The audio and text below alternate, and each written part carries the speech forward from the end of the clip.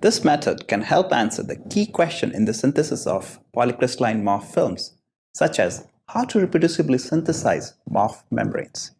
The main advantage of this technique is that we can control the heterogeneous nucleation of a wide range of substrates, leading to ultra-thin, pinhole-free morph films. With the help of crystal engineering involving controlled nucleation and growth, we aim to simplify the synthesis protocol of morph films.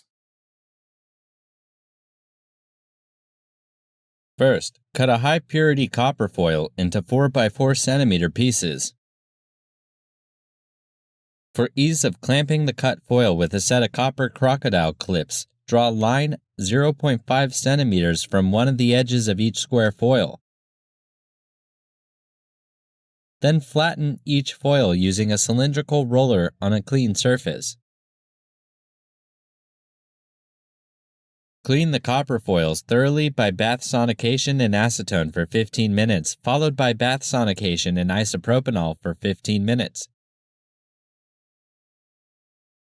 Then dry the copper foils in a glass dish.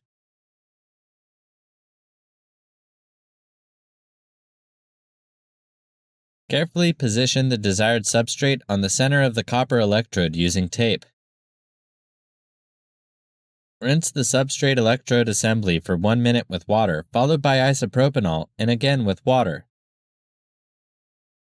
Following this, attach a bare copper electrode to an anode. Then attach the substrate electrode assembly to a cathode. Place the two electrodes in a 100 ml glass beaker and adjust the separate